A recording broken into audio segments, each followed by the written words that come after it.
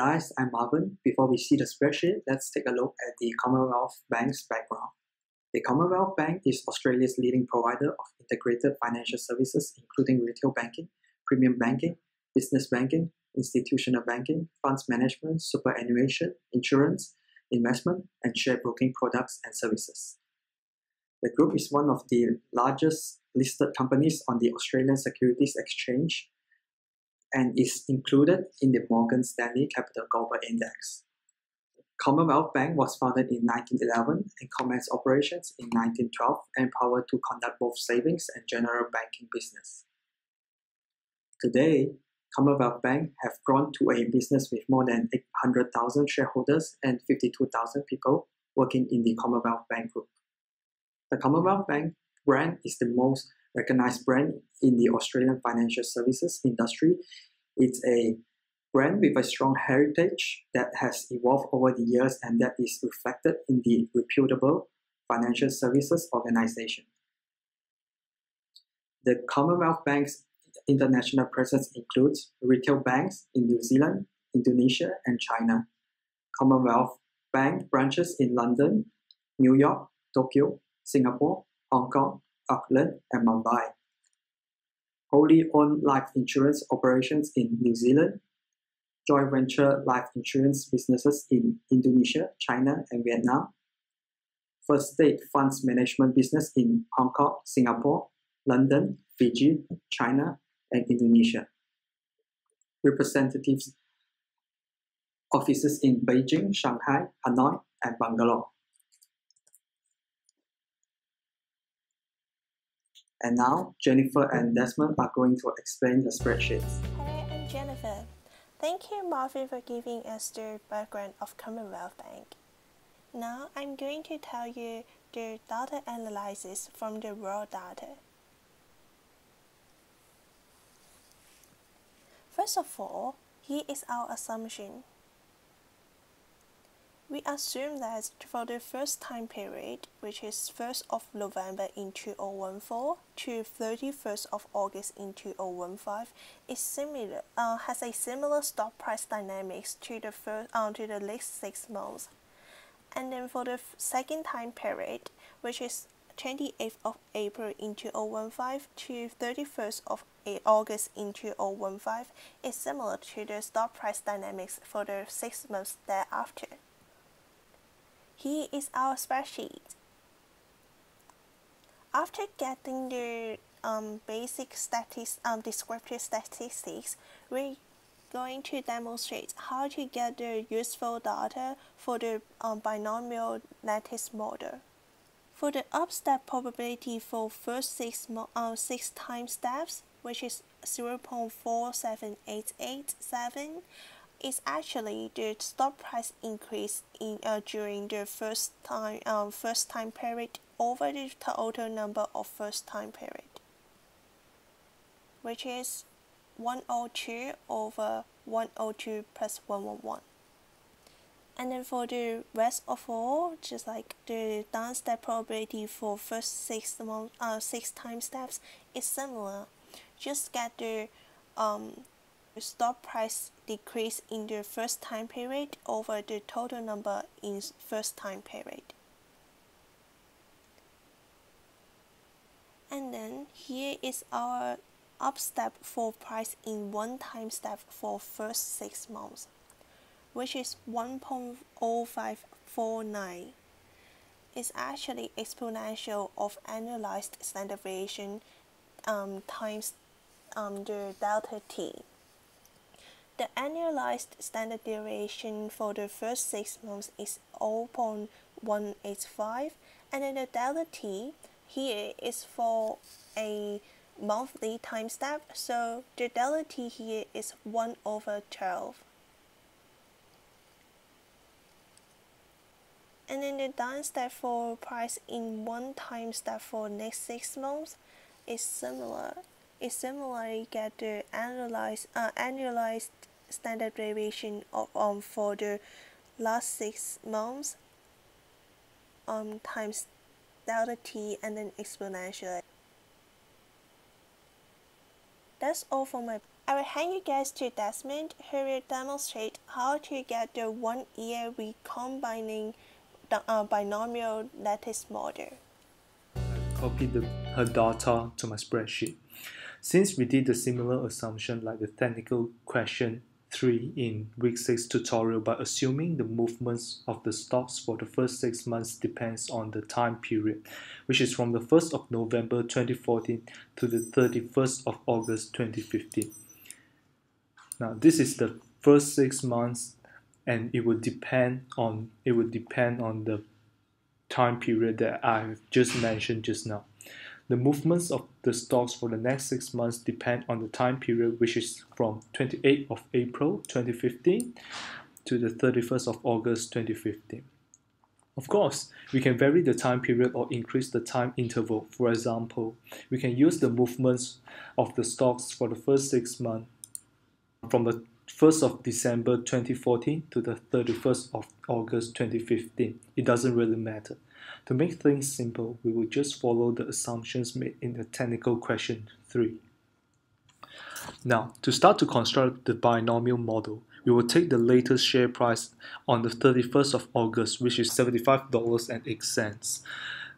Now, at time 1, after a month, there will be two possible outcomes. First, the share price may go up. It will go up to $79.20 or $71.17. For the case when the share price goes up, we will multiply the share price by the step up value. When we are talking about the step up value, we are referring to the step up value for the first 6 months. And after 6 months, we will just use the step up value for the next 6 months. Similarly for the down step value, for the first 6 months we will use this value, and after the 6 months we will just use this value. Back to our model. Conversely, we will multiply the share price by the down step value for the case when the share price goes down. Since we are currently at the point of the first month, we should refer to the value of the first 6 months as I just mentioned just now. We will just repeat the steps for the first 6 months, and eventually after 6 months, we will again multiply the possible share prices at time 6 with the up step value and the down step value. But this time, we will refer to the step up and step down for the last 6 months here.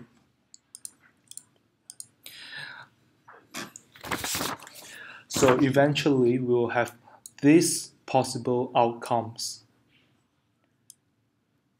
at time t equals 12 after a year. Okay, now the next thing we are going to do is calculate the possibility for each movement of the stocks. The calculation again. At time t equals 0, there is only one outcome. As you can see, there's only one outcome here. So the possibility of the outcome is equal to 1. Now, by the time t equals 1, the possibility of the increase in share price is approximately 48% here, and the possibility of decrease in the share price is approximately 52%. Now it's a little bit different. Now at time t equals 2, we have 3 possible outcomes. First, this 22 or 23% is the increase of the consecutive increase, the possibility of the consecutive increase in share price, and multiple of the first 48% and the 48% again. But at time t equals 2, we will also have the possibility where the share price decreases continuously, consecutive decrease. So we'll just multiply the 52% again, and we will get this 27%. Now, for this 50%, possibility is the summation of the possibility of the first increase in share price and then the decrease in share price, and plus the decrease in share price, and after that the increase in share price, and therefore we will have this value. As you can see, it's a multiple of the two possibility.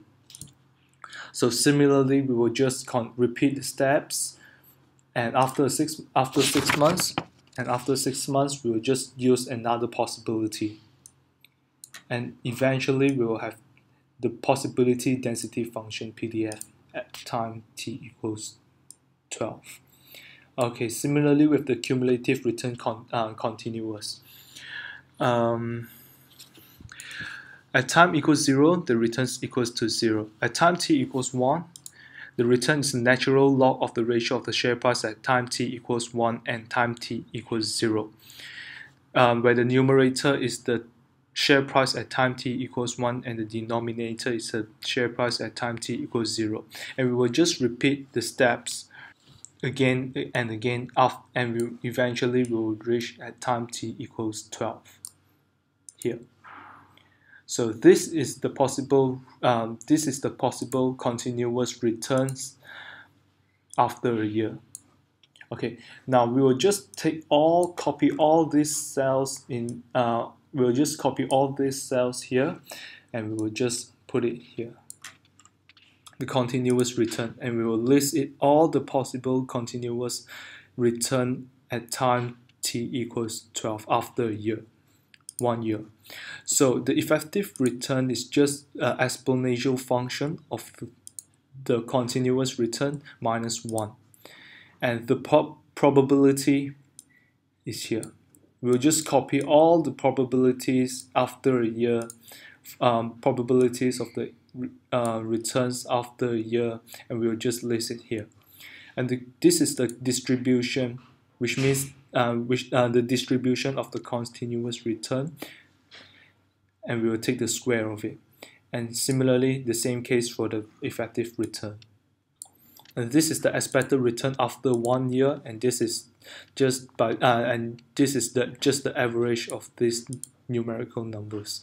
And similarly for the effective case, and the variance, we can simply calculate the variance and the standard deviation. The variance, same case for the effective returns, the variance and the standard deviations.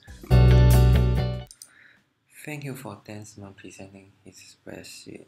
Now I'm going to talk about the suggestion for the parameter in the binomial model. The first parameter is the time steps. Now we can see, and the second one is the probability of the movement. Okay, first of all, I'm going to talk about the time steps. In our model, we are using the monthly steps. Actually, our suggestion for that is because the model over longer period, each step involves more volatility. So if we contain shorter period, we can contain less variance in that. And the second one is probability of the movement. Actually, our suggestion for that is using more observation in our model, because each can reduce the volatility in our binomial volatility. And for the second part is about the variant volatility over the time period. Our observation model is Commonwealth band. The Commonwealth band, such as our groupmate said, is a very stable stock, and we use the estimating based on the histogram data. So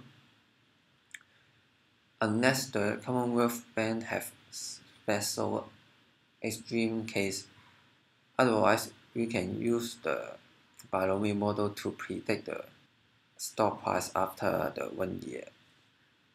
Okay, that's all for our presentation. Thank you.